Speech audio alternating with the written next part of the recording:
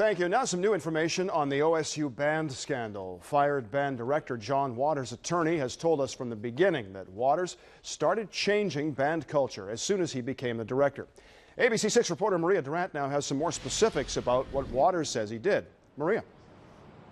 Well, Bob, I just finished speaking with a current band member who details some of the changes that he saw under the direction of now fired band director Jon Waters. And he says that support for Jon Waters continues to grow. Dan Stevens is entering his 4th year with the Ohio State Marching Band. He tells me in the last 2 years since Jon Waters was director, the band's culture was changing. This is his opinion, he says, and he's not representing the band as a whole. For example, Midnight Ramp. What we've been telling the first year members is if you can march it in your underwear, you can march it in front of 105,000 people. And he said that is not nearly good enough a justification for doing this. He says as squad leaders, they went through training that Waters set up. This is a current agenda from one of those retreats, and it shows Waters discussed no peer pressure, no hazing. The agenda also talked about alcohol abuse. When Jon became the director, there were certain things that because he was a former band member, he knew were going on, and he addressed them. Like the triptych, the Midnight Ramp, the rookie names, all of these things, he would either stand up in front of the band as a whole, and he would say, "We are above this. This is stopping now."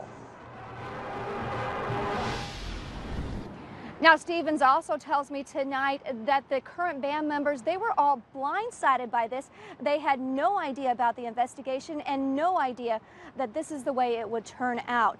Now, those details that Dan was talking about were also outlined in this document here. It's about a 7-page document that was given to the investigation. We'll detail this for you coming up at 6 o'clock.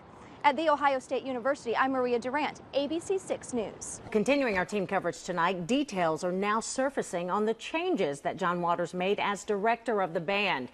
ABC 6 reporter Maria Durant spoke with Waters' attorney about the changes. Maria?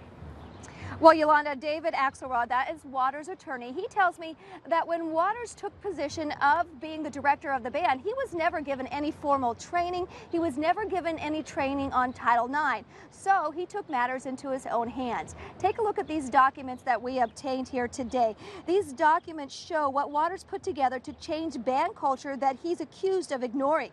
In the documents, it outlines that no form of hazing is tolerated. It talks about bus behavior and addresses sexual harassment. He says the document was not given to the document was given, I should say, to the compliance investigators, but it was not part of the investigation report that was released to the media. You see there's anti-hazing training in that document, there's sexual harassment awareness training, there's leadership training, there's all kinds of training. None of that happened before Jon became band director. Now, this afternoon, I spoke with a current band member who tells me that he never felt intimidated or pressured in being on the band. You heard from him at 5. Dan Stevens says he was blindsided to hear of the firing that happened last week. He also says that as a band member, band members are staying strong and they will continue to march on. At The Ohio State University, I'm Maria Durant, ABC 6 News.